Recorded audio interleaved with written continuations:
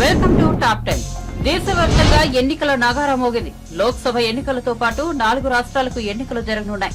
7 విడతల్లో జరిగే లోక్సభ ఎన్నికలు ఏప్రిల్ 19 నుంచి ప్రారంభం కానున్నాయి.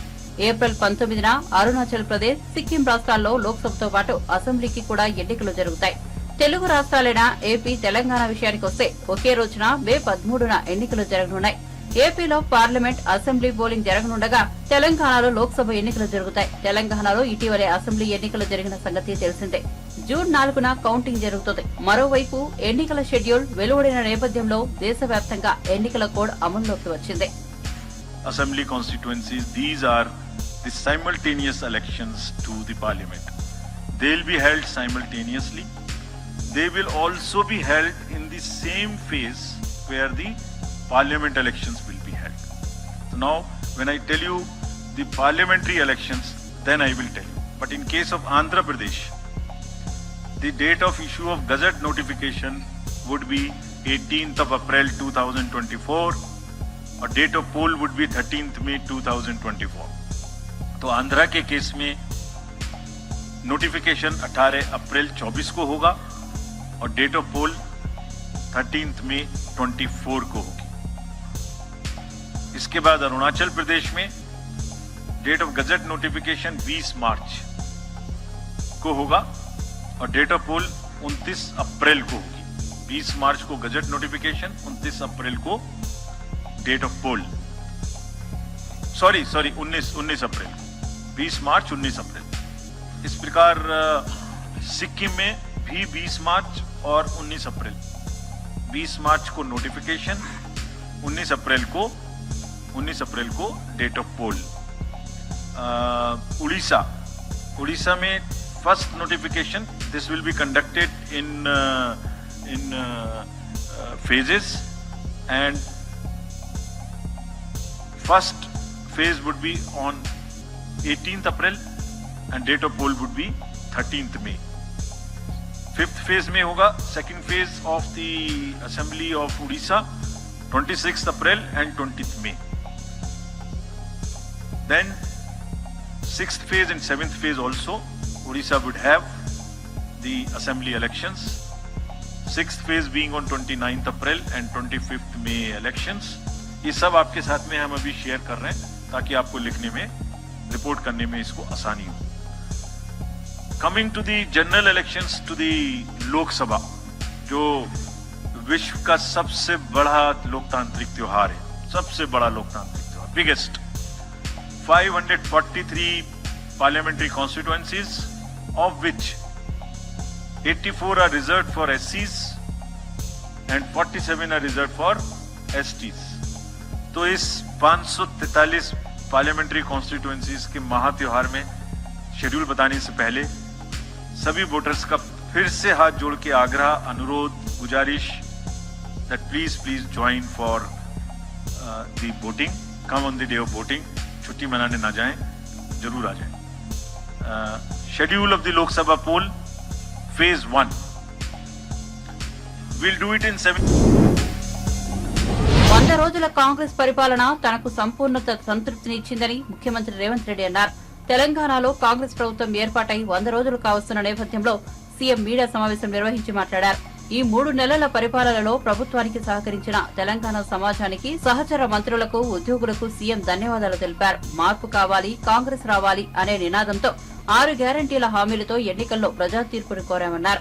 తన ప్రభుత్వాన్ని పడగొట్టాలని ఎవరైనా ఆలోచన చేస్తే వారు నిద్రలేచేలోగా వారి పక్కన ఎవరు ఉండరు. లేచి చూస్తే మీరు తొడుక్కునే బట్టలు కూడా ఉండవని తెలంగాణ ముఖ్యమంత్రి రేవంత్ రెడ్డి హెచ్చరించారు. ప్రతిపక్షంలో ఉన్నప్పుడు ప్రజల దగ్గరికి వెళ్లి మార్పు కావాలి, కాంగ్రెస్ రావాలి అని నినాదంతో ప్రజల దగ్గరికి వెళ్లి మా 6 గ్యారంటీలను ప్రజలకు వివరించి తెలంగాణ రాష్ట్రం ఇచ్చిన పార్టీగా తెలంగాణ ప్రజల యొక్క సమస్యల్ని వింటూ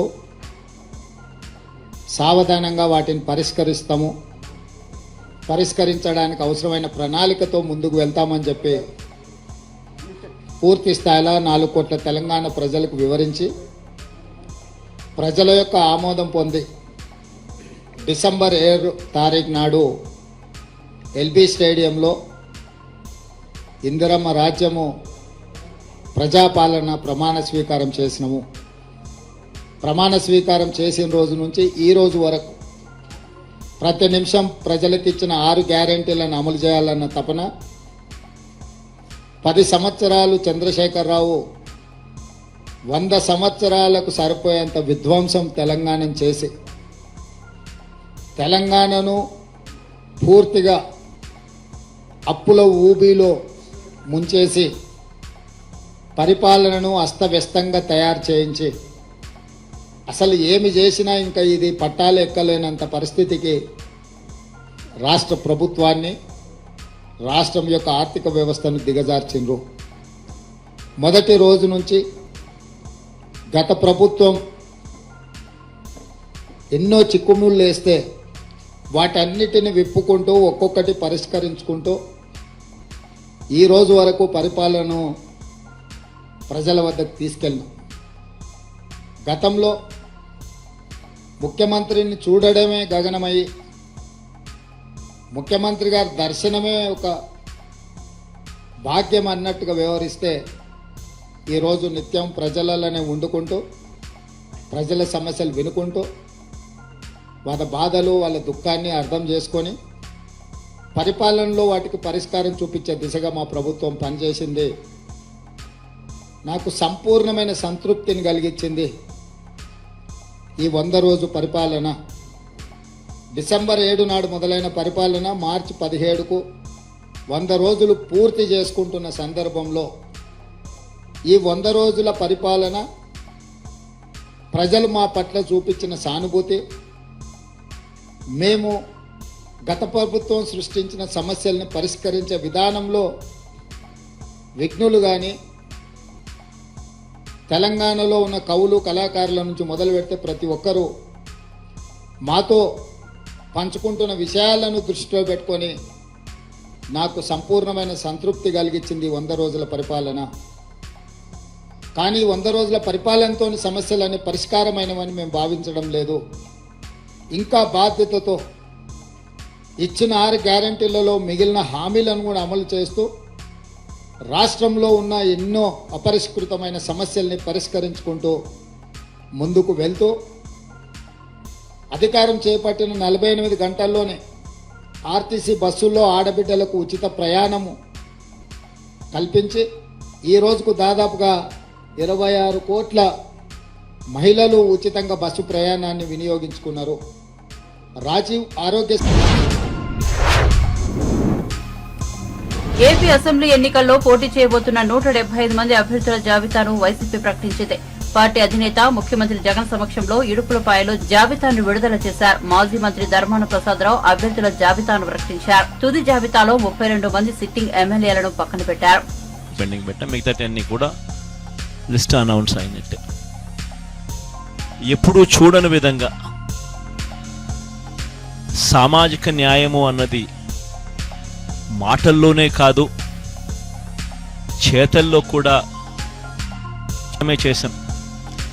50% పదవులు ఖచ్చితంగా నా నా నా నా అని సంబోధిస్తూ ఎస్సీలకు, ఎస్టీలకు, బీసీలకు, మైనారిటీలకు ఖచ్చితంగా 50% అమలయ్యేలా ఏకంగా చట్టం చేసిన ప్రభుత్వం మనది.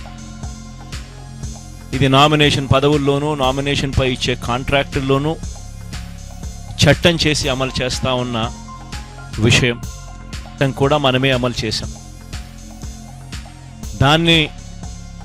దానిని మనస్ఫూర్తిగా స్ఫూర్తిగా తీసుకుంటూ ఈరోజు 50% అంటే 175 అసెంబ్లీ స్థానాలు, 25 ఎంపీ స్థానాలు రెండు కలిపితే 200 స్థానాలు అయితే ఈ 200 స్థానాలకు గాను 100 స్థానాలు అంటే 50%, 50% ఎస్సీ, ఎస్టీ, బీసీ, మైనారిటీ నా నా నా అని పిలుచుకుంటూ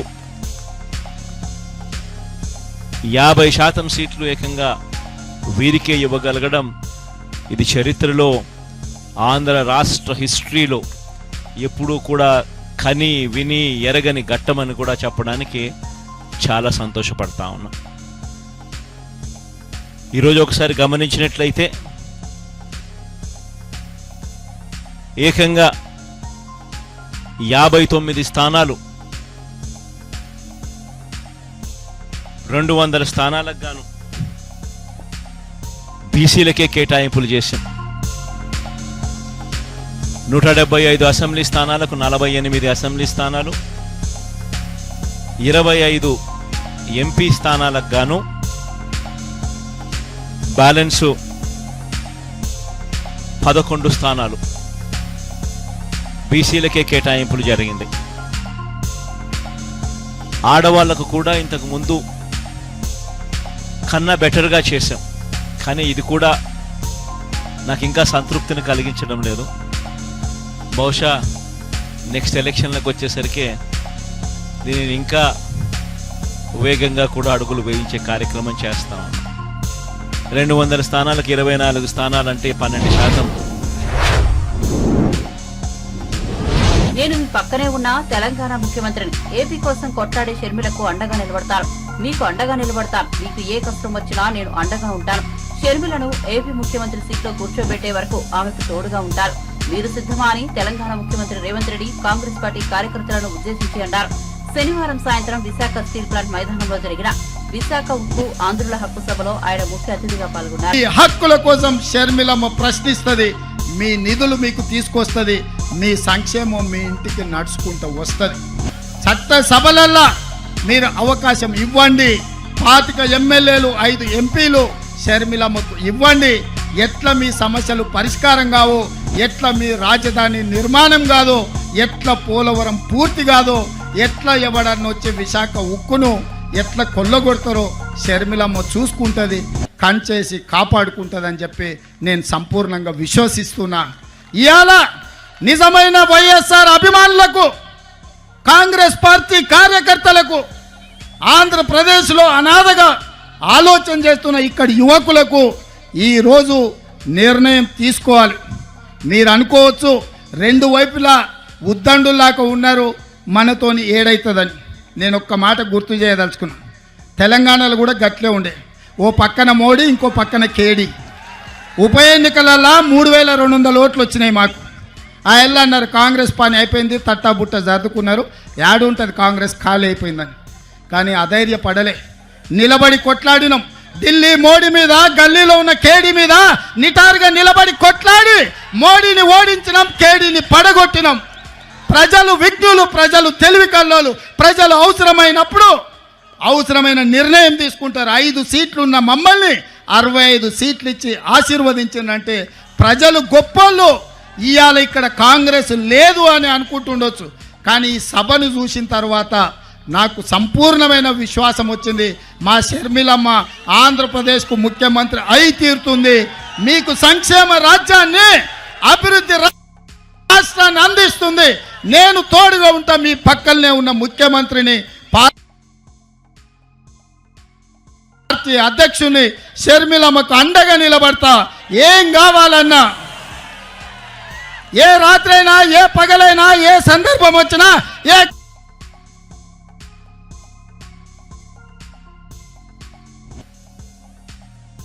కష్టం వచ్చినా నేను అండగా నిలబడతా.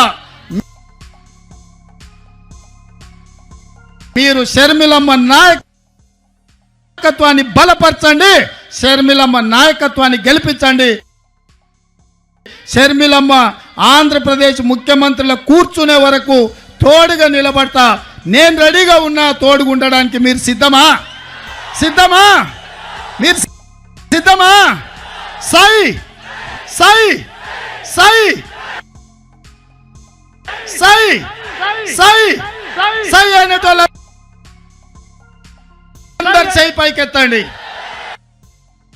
జై కాంగ్రెస్, జై జై కాంగ్రెస్. ధన్యవాదాలు మిత్రులారా. మీరు గుండెల్లో పెట్టి చూసుకున్నందుకు, ఇంత పెద్ద ఎత్తున తరలొచ్చి, నాకు ఆలస్యమైన విమానాశ్రయం నుంచి సరాసరి మీ దగ్గరకు వచ్చిన, ఇంత ఓపికగా నిలబడి షర్మిలమ్మకు అండగా ఉండి, కేవీపీ రామచంద్రరావు గారు, రగన్న వాళ్ళ అనుభవాన్ని అంతా రంగరించి, పల్లం రాజు గారు, షర్మిలమ్మను బలపరుస్తూ చేయి పట్టుకొని నడిపిస్తారన్న సంపూర్ణమైన విశ్వాసం మా మిత్రుడు రుద్రరాజు. జనసేన అధినేత పవన్ కళ్యాణ్ పిఠాపురంలో పోటీ చేస్తున్న విషయం తెలిసిందే. అయితే పొత్తులో భాగంగా ఈ సీటు ఆయనకు ఇవ్వడంతో టీడీపీ మాజీ ఎమ్మెల్యే ఎస్వీఎస్ఎన్ వర్మ వర్గీయులు తీవ్ర అసంతృప్తి వ్యక్తం చేశారు. దీంతో చంద్రబాబు కీలక హామీ ఇచ్చారు. పవన్ కళ్యాణ్ కోసం సీట్ త్యాగం చేసిన వర్మకు ఎమ్మెల్సీ ఇస్తామని మాట ఇచ్చారు. పవన్ కళ్యాణ్ తొలుత భీమవరంలో పోటీ చేస్తారని అనుకున్నామని, కానీ ఆయన పిఠాపురం నుంచి బరిలోకి దిగుతామని చెప్పడంతో ఆ సీటు కేటాయించామని తెలిపారు. వచ్చే ఎన్నికల్లో పవన్ కళ్యాణ్ కు టీడీపీ నేతలు కార్యకర్తలు సహకరించాలని చంద్రబాబు కోరారు. ఈసారి ఖచ్చితంగా అధికారంలోకి వస్తామని, వర్మకు ఎమ్మెల్సీ ఇస్తామని చంద్రబాబు హామీ ఇచ్చారు. దీంతో పిఠాపురం పంచాయతీ క్లియర్ అయిందని టీడీపీ జనసేన శ్రేణులు హర్షం వ్యక్తం చేస్తున్నారు. అయినా కూడా ఎక్కడా వెలుదిరగలా, ఆర్థికంగా ఇబ్బందులు వచ్చాయి. అయినా కూడా ఎక్కడ ఎదుర్కొండా ముందుకు పోయే పరిస్థితికి వచ్చారు. అలాంటి వ్యక్తి ఈరోజు పవన్ కళ్యాణ్ గారు భీమవరంలో పోటీ చేస్తారనుకున్నాం, కాదు నేను పిఠాపురం నుంచి పోటీ చేస్తానంటే ఆయన కోసం త్యాగం చేయమని నేను మన వర్మ గారిని కోరా. తప్పకుండా అంగీకరించారు. నేను ఒకటే మిమ్మల్ని కోరుతున్నా, ఏదైతే ఈరోజు పవన్ కళ్యాణ్ గారు ఈరోజే కాదు 2014లో ఈ రాష్ట్రం బాగుండాలి, ఈ రాష్ట్రం బాగుండడం కోసం నేను పోటీ చేయని ఈసారి నేను కూడా పూర్తిగా ఎన్డీఏకి సహకరిస్తానని చెప్పి సహకరించిన వ్యక్తి పవన్ కళ్యాణ్ గారు. అదే మాదిరిగా ఈ ప్రభుత్వం పైన వ్యతిరేకత ఉంది, ఈ రాష్ట్రం బాగుపడాలంటే ఈ ప్రభుత్వ వ్యతిరేక ఓటు చేరకూడదని చెప్పి దానికోసం పనిచేసిన వ్యక్తి పవన్ కళ్యాణ్ గారు. అలాంటి వ్యక్తి అక్కడ పోటీ చేసినప్పుడు ఒక పొత్తు ధర్మంలో వర్మ గారికి ఇబ్బంది ఉంటుంది, కార్యకర్తలకు ఇబ్బంది ఉంటుంది.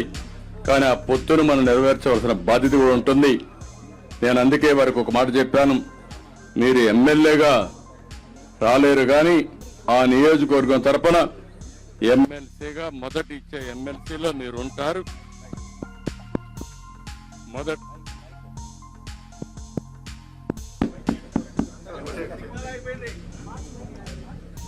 మొదటి విడత లిస్ట్ లో ఎమ్మెల్సీగా వారే ఉంటారు.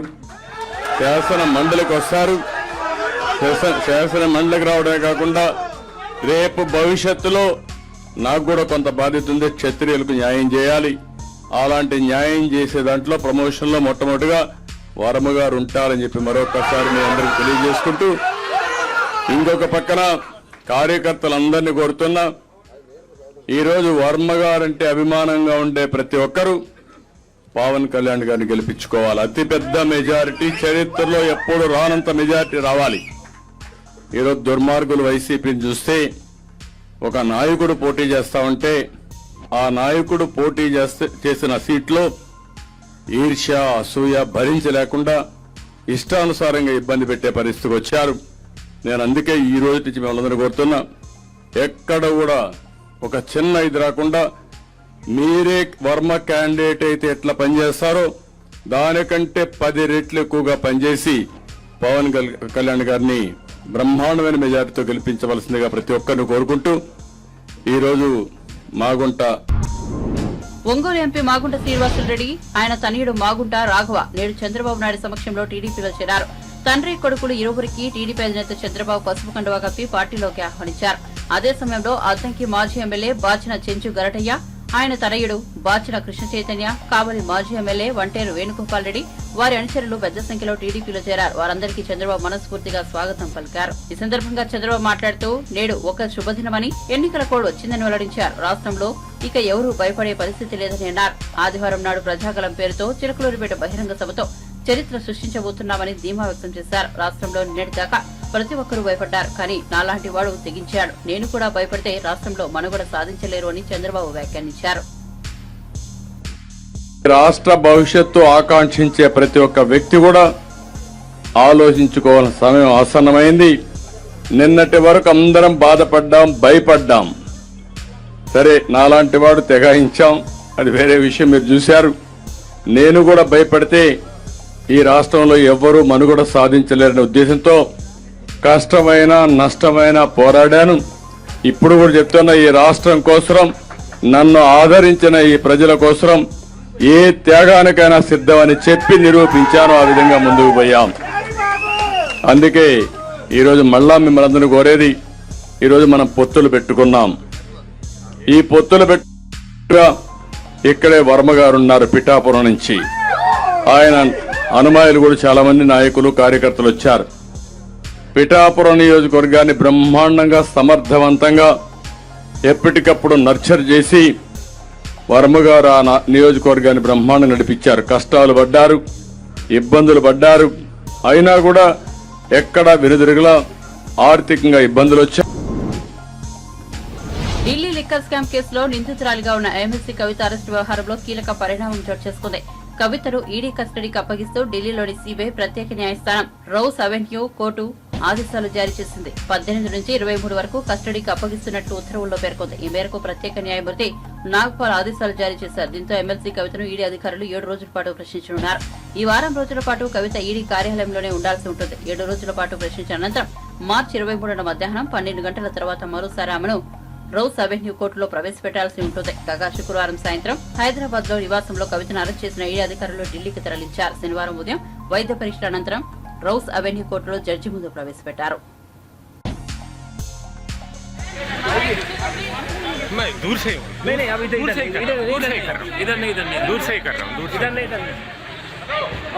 इधर जाने नहीं है मेरा, क्यों खामोशी करते हो भैया, बंद करो.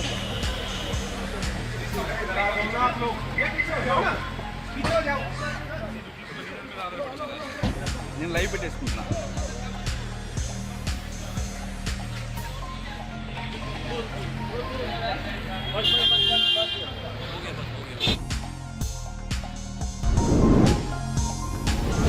తెలంగాణ రాజకీయాల్లో మరో కీలక సన్నివేశం చోటు చేసుకుంది. బీఎస్పీకి ఆ పార్టీ రాష్ట్ర అధ్యక్షుడు ఆర్ఎస్ ప్రవీణ్ కుమార్ రాజీనామా చేశారు. బీఆర్ఎస్ లో ఆయన చేరబోతున్నారు. కేసీఆర్ తో ప్రవీణ్ భేటీ అయ్యారు.